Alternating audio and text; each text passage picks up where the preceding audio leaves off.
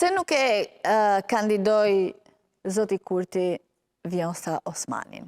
Është ajo që thot që nuk i bënte votat, njësoj si zoti Konjufsa do ishte dhe ajo, apo është një farë i ka kthyer reston e qëndrimeve që ka pasur kundër Kurtit?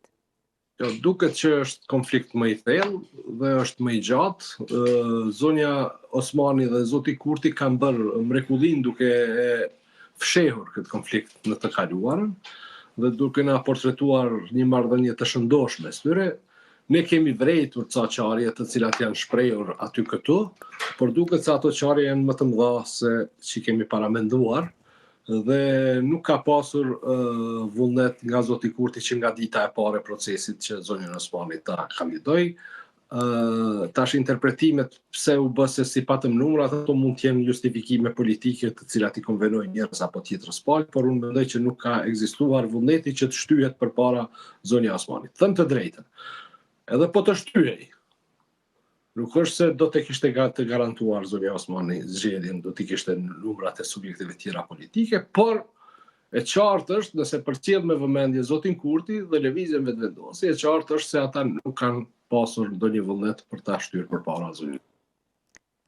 Ka një puç aty siç po artikulohet së fundmi, Rama, Grenell, opozita, presidentja kundër Kurtit dhe vetëvendosjes? Nuk e di, nuk jam në gjendje të kam informata të tilla dhe nuk e unë besoj se konflikti Kurti Osmani është thash më i thellë, janë persona të afërt, të cilët kanë bërë një rrugtim të përbashkët. Si duket, nuk kemi vrejtur me detaje, do thotë nuancat kur janë qarë këto dy pllaka tektonike, dhe tash do të shohim këtë betejë, besoj edhe në zgjedhjet e ardhshme, nëse gjykata kushtetuese nuk bën një vendim me të cilin përjashton spakunjerin nga lojtarët, nga loja. Pra, nuk e di në çfarë aleancash ka depërtu zonja Osmani, a ka arrit të bëj biseda me zotin Rama, e tjera, ato nuk më duken që janë relevante për konfliktin i cili ka ndodhur, si duket ky konflikt është bukur më i hershëm dhe në këtë zoti Kurti ka një farë vendosmërie të lartë që të ndajë rrugët me zonjën Osmani.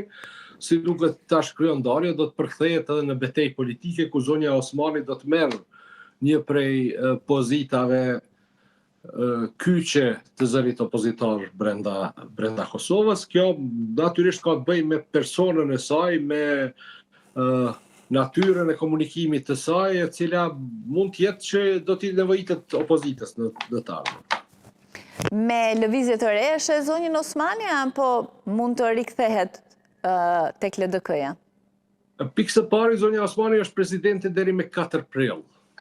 Dhe tek pas asaj date mund të ketë një aktivizim politik. Do të varet se çfarë date do të nxjerret për zgjedhjet e ardhshme, por e shoh gjithsesi në politik se kjo ka qenë zyrtare e Lidhjes Demokratike, deputete, ka qenë kandidate për kryeministër nga radhët e Lidhjes Demokratike, pra ka një karrierë të tërë në LDK, kështu që nuk do të më befasonte një reaktivizim i saj brenda LDK-s, duke pas parasysh se edhe LDK nuk është në situatë për të zgjedhur, sepse ka korrë një rezultat të dobët me 28 dhjetor, dhe një energji si që është ajo e Osmanit do të mund t'ju ndihmonte për të rikuperuar sa do pak pozicionin.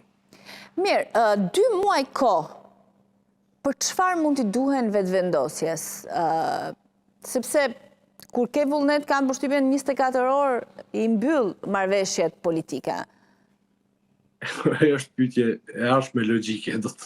Nëse nuk e zgjedh kompromisin dhe konsenzusin, nuk e keni krijuar për 13 muaj, të japim edhe 2 vjet se nuk do ta bësh. Do thotë nuk është çështje është më shumë debat doktrinar të cilin e ka mundsuar një nen i tjetër i kushtetutës. Do thotë dhe ajo është tash një vend për të kapur në debatin të cilin dojnë ta zhvillojnë. Pra, neni 82 jep 2 muaj afat në rast të moszgjedhjes së presidentit.